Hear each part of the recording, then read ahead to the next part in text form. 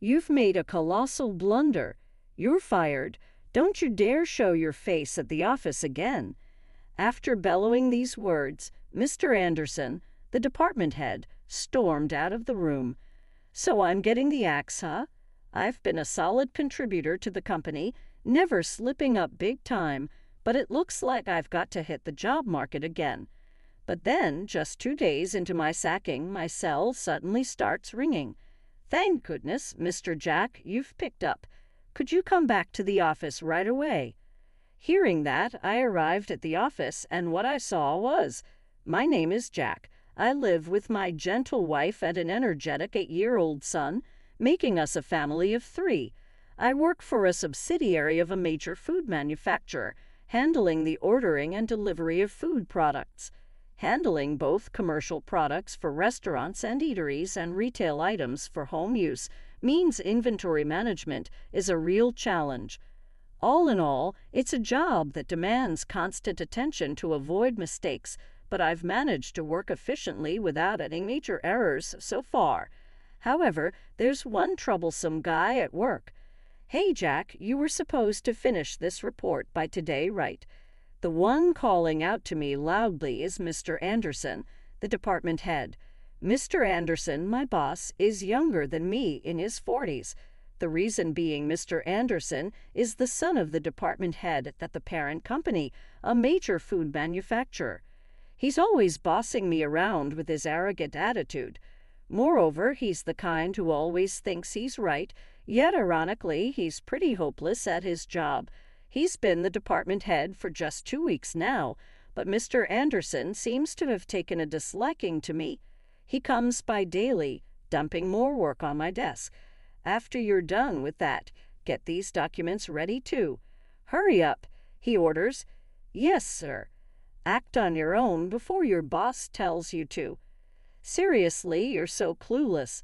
Mr. Anderson tossed a stack of documents onto my desk roughly and then left the room. As I gathered the scattered papers, I could hear my colleagues whispering nearby. I didn't intend to eavesdrop, but being in the same room, I couldn't help but overhear. "Mr. Anderson is always so hard on Jack. Jack is meticulous in his work, and he never makes mistakes. I wonder why. But Jack does seem kind of spacey. At his age, he doesn't have a title, right? Maybe he's not interested in climbing the ladder. Well, with his personality, it does seem hard for him to get ahead. Even when Mr. Anderson, who's younger, scolds him, he just grins." Listening to my colleagues' quiet laughter, I sighed. Let them say what they want. I'm just doing my job my way. While thinking that, I kept working on the tasks assigned by Mr. Anderson. But one day, as I was working as usual, a colleague suddenly started panicking. He was apologizing repeatedly, sweat beading on his forehead, while talking on the phone. Wondering what was going on, I watched as the colleague, who had just hung up, came toward me. "Jack, what's this all about?" "Me? What do you mean?" The colleague handed me a note. It detailed a complaint from a major client. "What do you mean we ordered 50 regular items for commercial use and 500 household items as samples to distribute, but we only received the 50 commercial items? We received a call scolding us. They were supposed to distribute the household items to customers at an event in 3 days. They were quite upset. That can't be. Are you kidding? I've never made such a mistake before, and I was sure I had checked everything this time." I started to panic a bit. I handle orders for 2 types of products, commercial and household items. The large packs for commercial use and the smaller, individually packaged household items are easy to mix up because they have the same product name. I was especially careful because it's prone to errors, and I always checked thoroughly since mistakes are irreversible. But the fact that we're getting a complaint now means I quickly shifted my focus, opened my computer, and checked the order form. The order form only showed a record of 50 items for commercial use. That's strange. I'm sure I ordered 500 household items as well. I couldn't believe my eyes, feeling the blood drain from my face. Then, in the next moment, Mr. Anderson's loud voice echoed throughout the room. "What a mess you've made, you incompetent employee." "No, but I'm sure I ordered 500 household items, too." "Quiet! You only ordered the commercial items, didn't you? Instead of making excuses, do whatever it takes to gather 500 household items." Mr. Anderson pushed me back to my desk and stormed out of the room, fuming. My colleagues watched the exchange between me and Mr. Anderson with concern, but none of them offered to help. "Anyway, I've got to gather the household items." I hurried back to my desk and started calling our branches. "I'm sorry for the sudden call. If you have any spare household items, could you please send them over? Please, I beg you." "Thank you so much. I'll definitely repay this favor." Still 240 items short and only 3 days left until the event with our client. Will I be able to gather all 500 items in time? No time to hesitate. I just need to do whatever I can right now. I made call after call, addressing the situation. "I'm terribly sorry." "Yes, thank you. I appreciate it." I kept bowing my head and asking if they had any stock available, even if it was just one item. I personally drove to pick it up. 70 items left, and then the day before the event, holding a box filled with the products, I bowed deeply. "Thank you so much for everything. I'm truly grateful." Finally, I managed to secure the 500th item. Thus, I was able to prepare the planned quantity just in time for the client's event. Immediately after, I went to deliver to the client, but the person in charge looked down at me with eyes full of anger. "What's going on here? We've had a long business relationship with your company, but I've never had such an experience before. Sorry, but I can't trust you anymore. Our business dealings are over." The client, still angry, took the products and slammed the door shut right in front of me. I slumped for a while, but eventually trudged back to the office. I had done everything I could, but when I returned to the office, there was Mr. Anderson, arms crossed, wearing a menacing expression, waiting for me. "You've made a disastrous mistake this time. Such blunders can jeopardize the company's reputation. You're fired. Leave immediately. Don't ever come back to the office again." After berating me loudly, Mr. Anderson left the room. I walked back to my desk, head hung low. "So I'm being fired, huh? My mistake has caused trouble for the company. I've contributed without any major errors until now, but it seems I need to find a new job. At my age, without having made any significant career advancements, job hunting is going to be tough. What should I tell my wife and son when I get home?" Filled with anxiety, I packed up my belongings.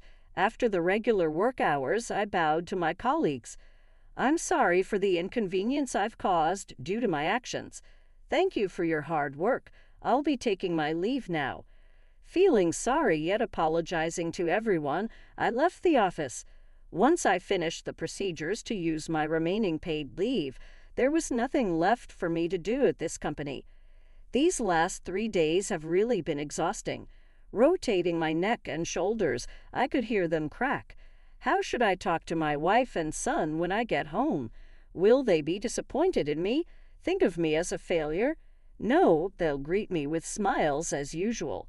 Considering my family's nature, they probably won't say anything to blame me, but for me that thought seemed even harder to bear. Despite my doubts, my feet naturally followed the path home, and now my house is just in front of me. I'm home. "Welcome back, Dad. You're late."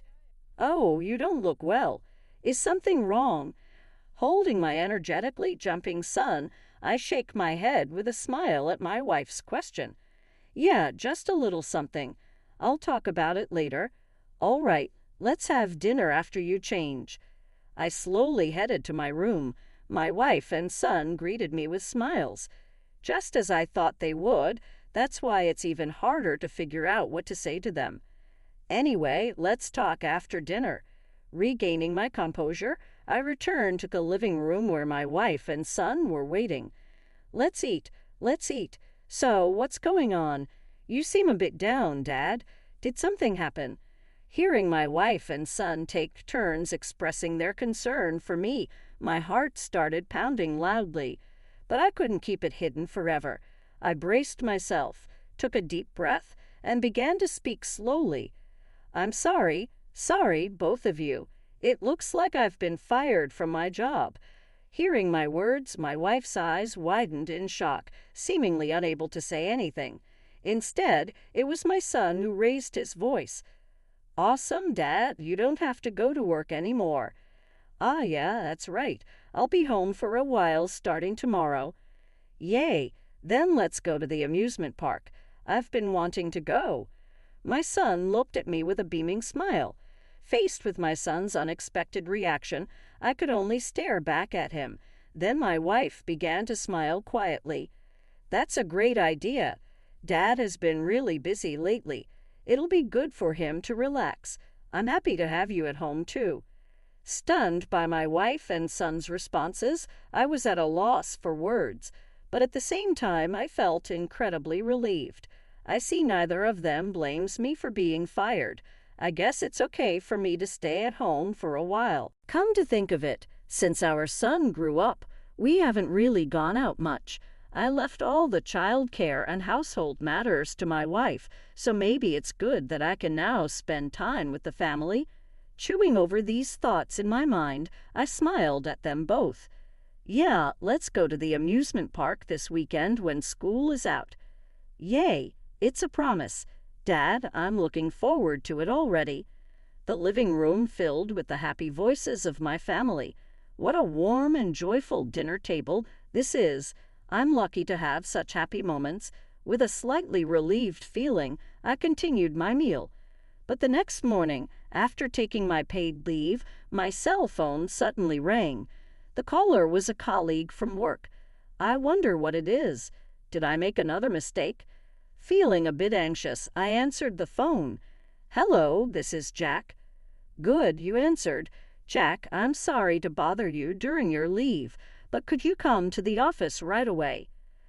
"Does this mean there's a problem?" "Sorry, but please come back immediately. I can't discuss the details over the phone, but I really need you to return as soon as possible." "Understood. I'll head over right away." Urged by my colleague's rushed voice, I quickly got ready. My wife looked at me with a puzzled expression. "What's wrong? Did the office call?" "Yeah, I've been called in. I'm heading out now." I arrived at the office 40 minutes after receiving the call. As I headed to my department, a colleague rushed over to me. "Jack, good. You're here. Please come with me quickly." Following my hurried colleague, I tilted my head in confusion. Why such urgency? What could have happened? While running, my colleague began to explain the situation to me. According to him, the morning after I was fired, the president of the company came to our department visibly upset and angry. "Why isn't he not here? Explain this to me." Do you mean, Jack? We won't have any problems without someone like him." Mr. Anderson, who was present, tried to calm the president, but this only made the president angrier. "What are you talking about? Just call Jack back immediately." And so they tried to contact me. Hearing my colleague's story, I was puzzled and shook my head. But I was fired, wasn't I?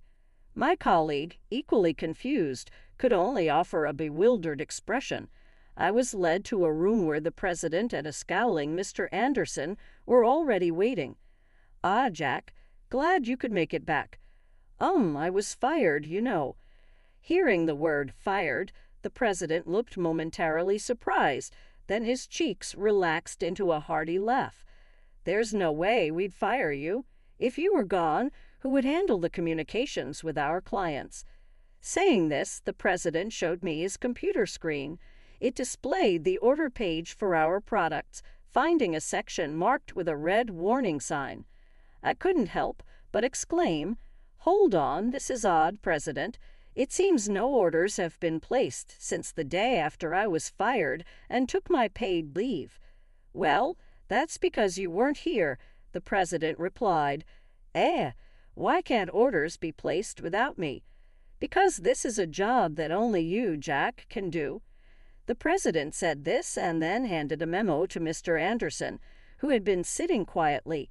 "Mr. Anderson, could you please place this order?" "Yes, sir." Mr. Anderson took the memo and moved to the computer. However, he stopped as he was about to start typing, looking perplexed. President, what does this say?" "I need it written in Japanese to place the order." Hearing Mr. Anderson's words, the president started laughing heartily. After calming down from his laughter, the president looked straight at me. "So, Jack, can you place the order written on the memo Mr. Anderson is holding?" "Oh, no, President. If I couldn't do it, there's no way Jack can."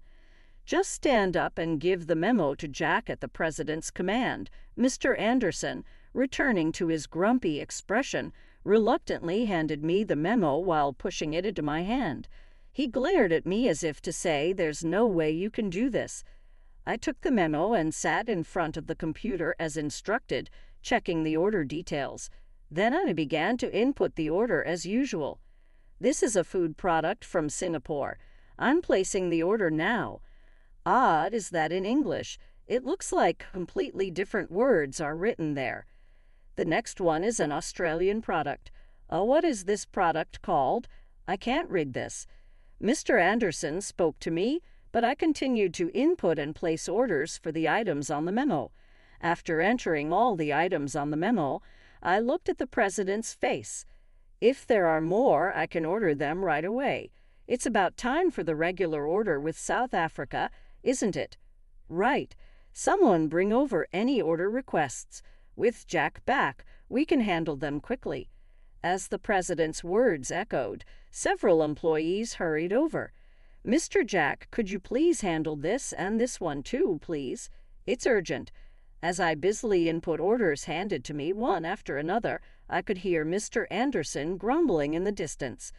"I can't believe it. How can that incompetent Jack handle orders?" That's when it hit me. Mr. Anderson didn't know that I was well versed in English dialects. In fact, during my student days, I studied various English dialects from around the world and nearly scored a perfect TOEIC score.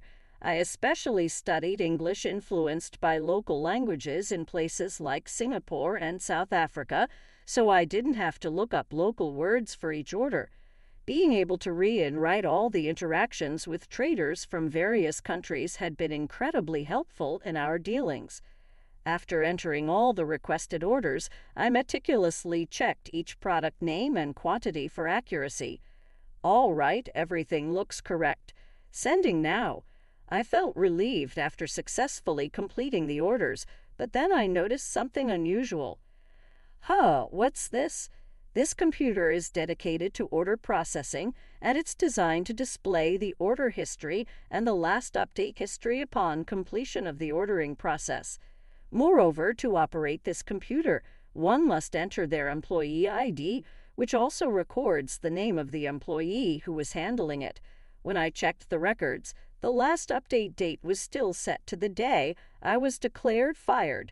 However, the last person to update was recorded as Anderson. I see, so that's what happened. What's the matter, Jack? With all my questions now clear, I stood up vigorously. The ordering error the other day wasn't due to my input mistake. Isn't that right, Mr. Anderson?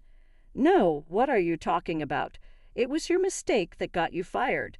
Mr. Anderson retorted, his face turning bright red after being pointed out by me, pointing at the computer screen I had been operating. I argued desperately. The orders were your specialty. When were they not?